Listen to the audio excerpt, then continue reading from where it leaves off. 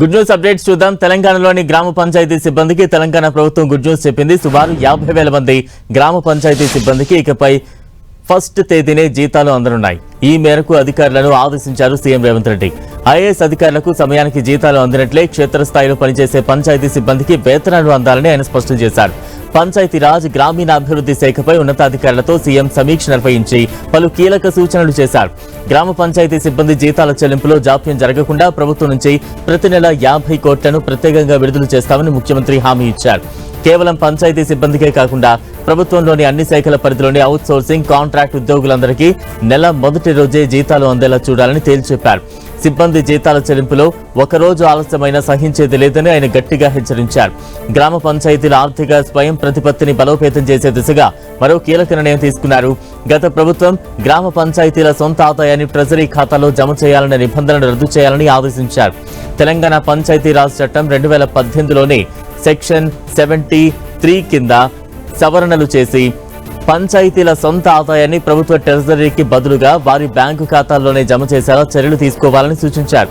ఇది పంచాయతీల ఆర్థిక స్వేచ్ఛను పునరుద్ధరించడానికి దోహదపడుతుందని సీఎం అభిప్రాయపడ్డారు. పెన్షన్ల పంపిణీ విధానంలోనూ మార్పులు చేయాలని సీఎం ఆదేశించారు.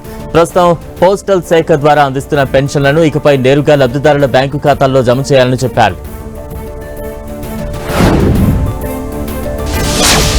ఆక్వా రైతులకు గుడ్ న్యూస్ చెప్పింది ఏపీ ప్రభుత్వం.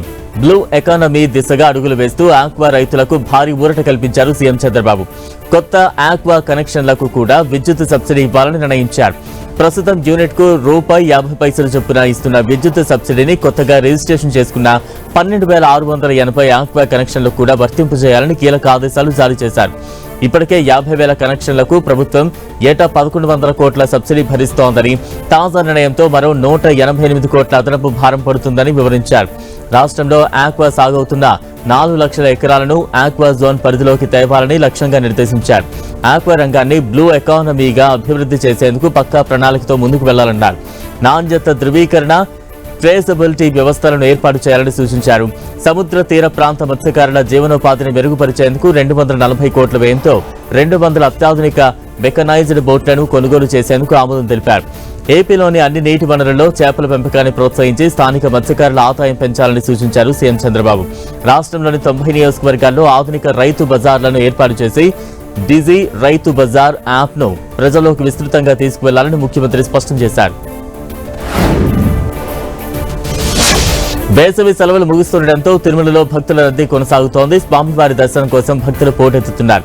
ఉచిత సర్వదర్శనం కోసం వచ్చిన భక్తులతో వైకుంఠం క్యూ కాంప్లెక్స్ కంపార్ట్మెంట్లన్నీ నిండిపోయి క్యూ లైన్లో శిలాతోరణం వరకు కిలోమీటర్ల మేర విస్తరించాయి.